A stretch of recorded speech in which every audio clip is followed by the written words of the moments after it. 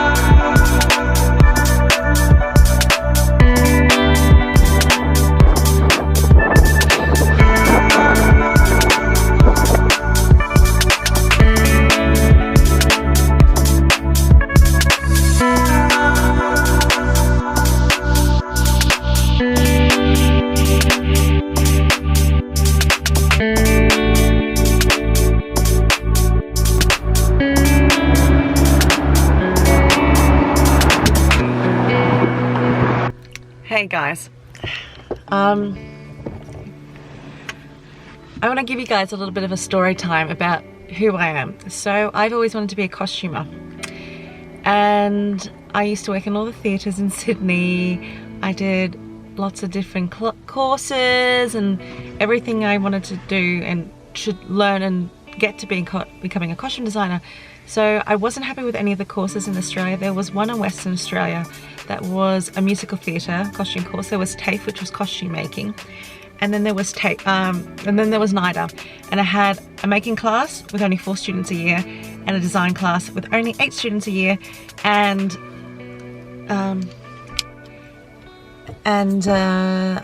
I just didn't like the design course because it was mostly set design, not costume design.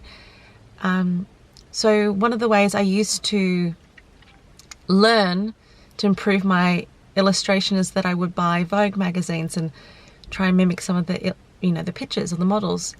So one day I decided to treat myself, and I got myself an English Vogue, and inside of it there was an article by Alexandra Byrne, who is a wonderful costume designer. She has done Elizabeth the Golden Age, Phantom of the Opera, Thor, and Mary Queen of Scots, and she talked about studying at the English National Opera. So I was like, oh my god, what is this? Like, let's look into it. So I went straight to the computer and I googled costume courses in the UK, and the top of the list was a course in Bournemouth. I fell in love instantly. I knew I had to be there, and I spent the next year working to get the money to move here, working on my portfolio, learning as much as I can, and I got it unconditionally, and I couldn't believe it. I was moving to a different country. It wasn't scary for me. It was very scary for everyone else around me. They're like, you're so brave, why are you doing this? It kind of made sense for me. So I moved my ass to Bournemouth in the UK, which is on the south coast. I'm currently sitting in a car park just around the corner from my old student accommodation. Oh my god, I've just looked at it. And I didn't expect it to be so emotional, because on the 21st of September 2009 I arrived in the UK. It was a sunny day, and I wasn't scared to start this adventure. I wanted to throw myself into it and be the costume designer, and these 10 years have not been the easiest. There's been massive highs and the lowest of lows, and I thought a really long time about what I was going to do to celebrate 10 years of this country. Coming back to Bournemouth was not one of them for a really long time, and I think it's great that I've decided to do this because I'm coming back to honour my long history of being here, where it all started, because Bournemouth was great. I was 19. I was, you know, not so sure about the world yet. I was still learning so much. So it was big enough to learn about a different culture, but small enough not to be scared of a different culture. So it was really easy to adapt to living in another country. But I didn't expect there to be so much cultural difference, and, you know, the weather was interesting. Oh, gosh, the snowy days in the old, 8 years ago. And I've never actually been in the water here, so I think I'm going to have a go doing that today. So I'm going to go pay for my ticket, and then I'm going to get out of this car. I'm going to go to all the places that I loved going to when I lived here. I can see my favourite cafe just around the corner in front of me.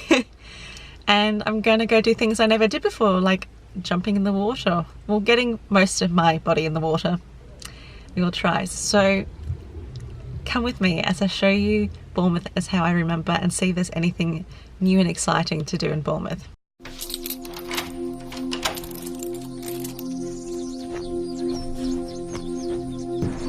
This is where I used to live. It was the only halls in the centre of town in the older days, and oh my god, it hasn't changed.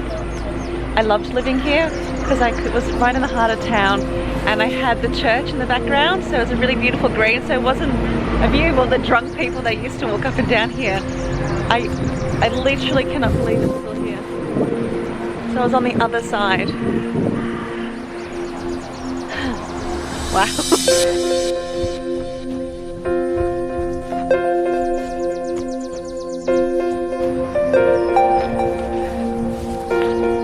Oh my god, okay. So that was my bathroom, and that was my bedroom. My bed was there. That's really weird.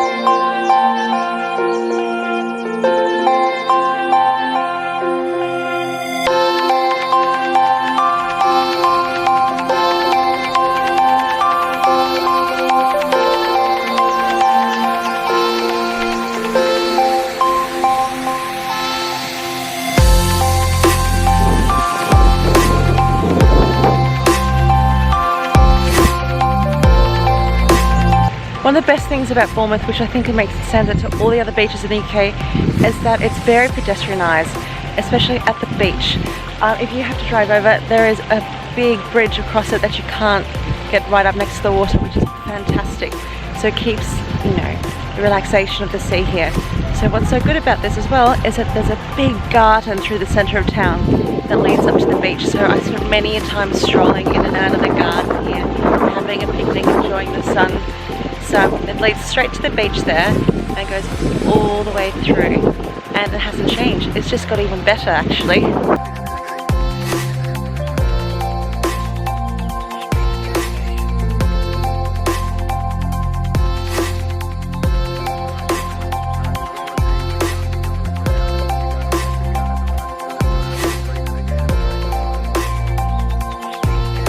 I was most certainly put my feet in the water.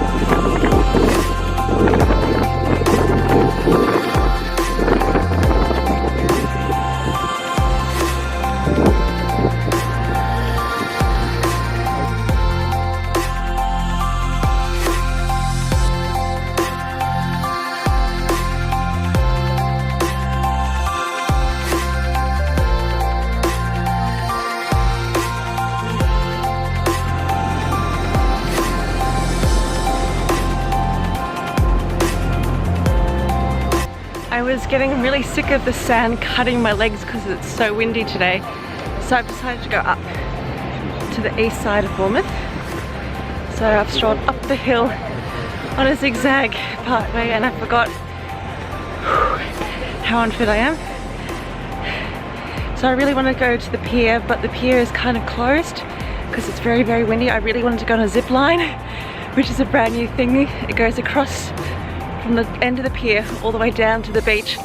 That would have been so much fun. I absolutely love zip lining, but it's far too dangerous today.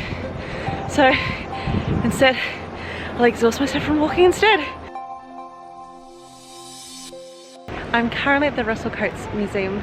That's something I've always wanted to see. It's supposed to be one of the best galleries in the country, not to mention Bournemouth, of course, as well.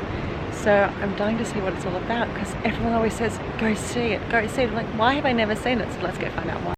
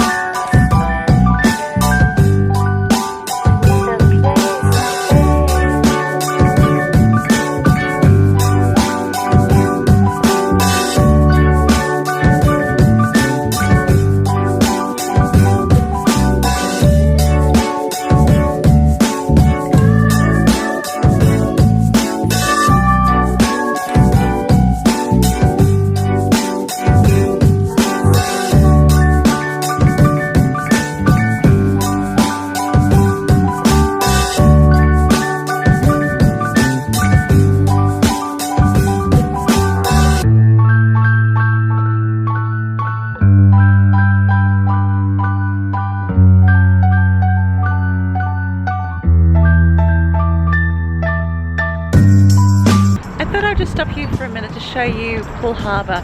As I said before, it's the second biggest natural harbour in the whole world and it's beautiful. In the background you can see Brownsea Island, which is home to the red squirrel, and there is a dog in a boat over here, and I love that there's water sports and lots of celebrations happen around here, especially like the 5th of November, and Poole Harbour is quite stunning. It's quite nice to come back and rediscover it and just think, oh, this is quite beautiful. I'm glad I was here before.